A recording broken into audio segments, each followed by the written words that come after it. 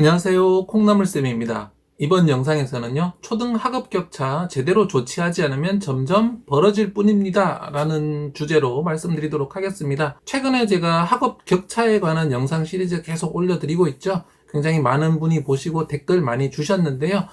또한 생각해 볼 만한, 제가 말씀드려 볼 만한, 여러분들께서 들으시면 또 도움이 될 만한 이야기가 있어서 또 영상으로 추가 만들어 드리고 있습니다. 질문은 이런 거였어요. 초등 저학년 시기 학업 격차는 학업 격차가 아니라 생월에 의한 차이라고 말씀하셨어요. 그래서 1, 2, 3월에 생일이 있는 아이들은 아무래도 생일이 빠르기 때문에 초등 저학년 때 말도 잘 알아듣고 잘 따라온다. 그리고 10월, 11월, 12월생들은 생월이 늦어서 이 아이들에 비해서 훨씬 느리고 뒤처져 보인다. 하지만 이것은 생월에 의한 차이이고 학년이 올라가면 줄어든다. 초등 저학년 때 학업의 격차 이야기하기에는 너무 이른 거 아니냐 이런 말씀 하셨고요.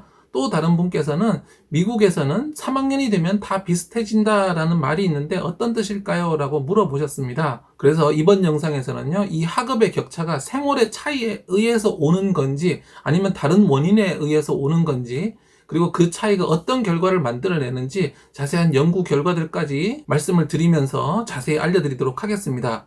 이번 영상 보고 나시면요, 생월이 아닌 다른 근본적인 차이에 의해 발생하는 학업 격차가 무엇이며 그것으로 인해서 어떤 결과가 나타나고, 그렇다면 학업 격차를 만들어내는 진짜 근본 원인은 무엇인지 아실 수 있을 겁니다. 아래 설명 누르시면 관련 영상도 보실 수 있으니까요, 이번 영상 다 보시고 함께 보시면 좋겠습니다. 좋아요와 구독하기, SNS 공유까지 더 좋은 영상을 만드는 데 큰 힘이 됩니다.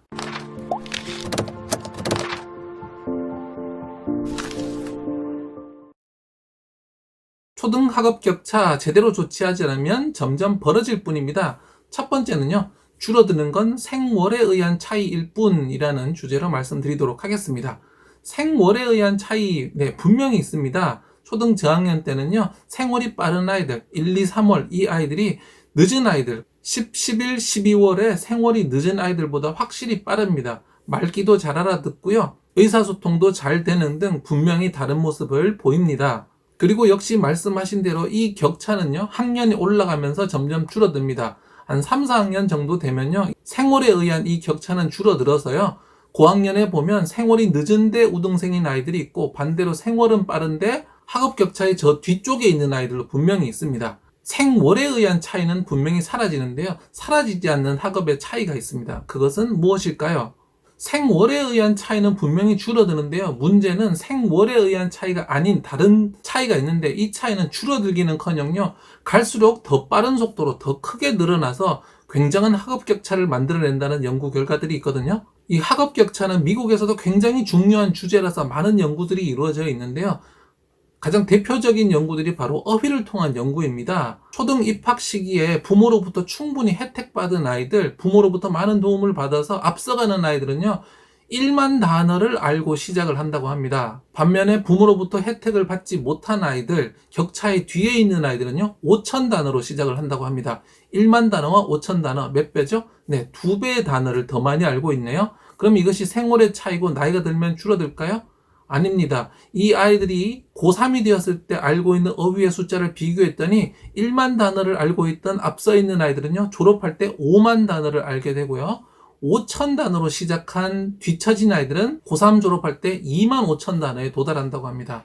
보면 일단 비율이 그대로 유지되고 있죠. 1만 대 5천으로 2대 1이고요. 5만 대 2만 5천으로 역시 2대 1입니다.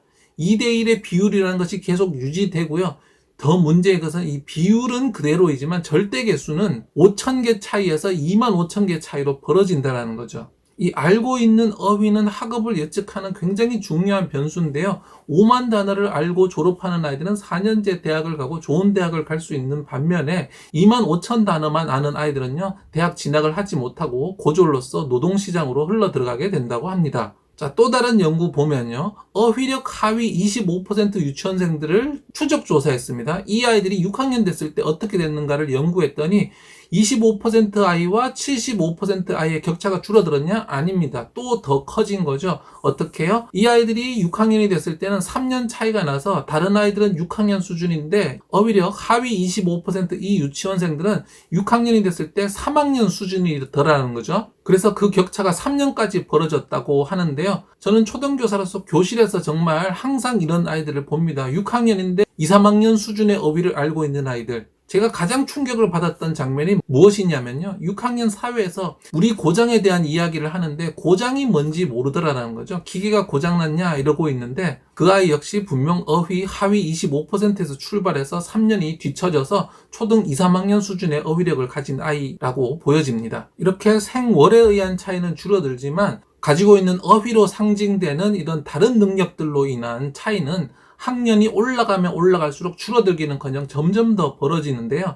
그 이유는 빈익빈 부익부 현상 때문입니다. 공부를 잘하는 아이, 어휘를 많이 아는 아이는요, 어휘를 많이 알고 있기 때문에 선생님 설명이 이해가 되고 책을 읽어도 이해가 됩니다. 이해가 되니까 재밌겠죠? 재밌으니까 열심히 듣고 또 책을 봅니다. 그러다 보니까 더 많은 어휘를 알고 공부를 더 잘하게 되겠죠. 그러니까 더 잘하게 되니까 더 이해가 잘 되고 더 많이 보고 더 많이 공부하고 더 잘하게 되는 이 선순환을 돌고 있습니다. 그러면 학업 격차의 뒤에 있는 아이들은 어떻게 될까요? 많은 어휘들을 모르고 있죠. 모르니까 이해가 안 됩니다. 이해가 안 되니까 재미가 없죠. 재미가 없으니까 안 듣고 안 읽습니다. 안 듣고 안 읽으니까 더 모르게 되죠. 더 모르게 되니까 또 듣지 않고 더 이해가 안 되고 계속 이걸 반복하고 있는 거죠.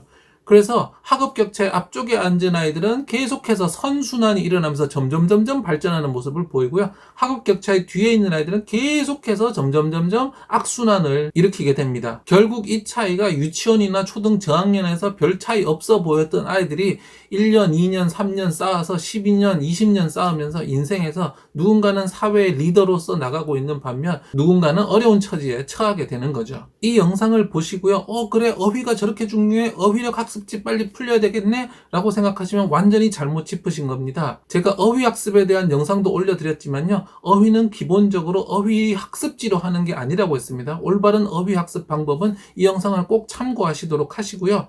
그리고 이 영상에서 어휘를 이야기하는 것은 어휘력이 모든 것의 근본 원인이기 때문이 아니고요. 어휘력은 카운트가 되기 때문에 쉽게 객관적인 수치로 나타낼 수 있기 때문에 사용된 하나의 지표입니다. 그러니까 근본 원인이 있고 근본 원인에 의해서 어휘 개수의 차이가 나타난다는 거죠. 그러니까 근본 원인과 달리 어휘는 하나의 현상인데요. 이거 자체도 또 다른 원인이 되기는 합니다. 그런데 이 근본 원인에 의해서 생기는 여러 가지 현상들은 어휘뿐만 아니라 제가 앞선 영상에서 말씀드렸다시피 수감각, 독서에 대한 태도, 문해력, 생활습관 등등 여러 가지가 있고 이것이 결국 학습의 결과로 나타난다는 거죠. 그래서 이 영상만 보시고 어휘가 제일 중요하구나, 그러면 어휘 학습지부터 하자라고 오해하지 않으셨으면 좋겠고요. 제가 다음번 영상을 통해서 그럼 생월도 아니고 어휘도 본질이 아니라면 정말 그 근본적인 차이를 만들어내는 것은 무엇인지 그 근본 원인에 대해서 좀 더 설명드리도록 하겠습니다.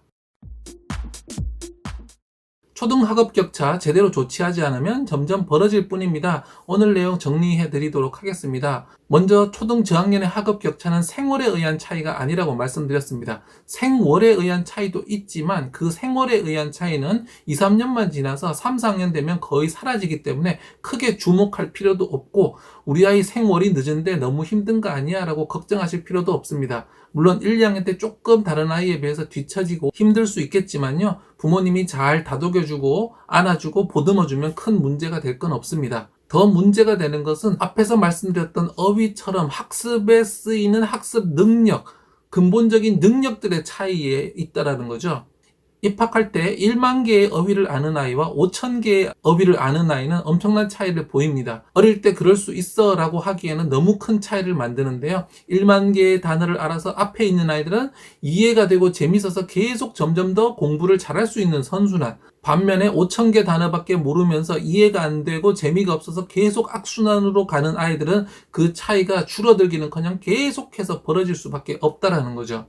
특히 초등 저학년의 학업 격차는요, 학업의 결과로 나타나는 차이가 아니라는 점이 더더욱 중요합니다. 초등 저학년에 나타나는 차이는 학업의 결과를 만들어내는 학업의 원인으로서 차이입니다. 다시 말씀드리자면 초등 저학년의 학업 격차는 점수의 차이가 아니라 점수를 만들어내는 근본적인 능력의 차이라는 거죠. 점수의 차이가 아니니까 다행이라고 여겨야 될까요? 아니요. 훨씬 더 큰 문제입니다. 점수의 차이면 쉽게 따라갈 수 있지만 이것은 근본적인 학업 능력의 차이이기 때문에 이 능력이 선순환과 악순환을 만들어내면서 계속해서 그 차이를 점점 크게 만드는 거죠.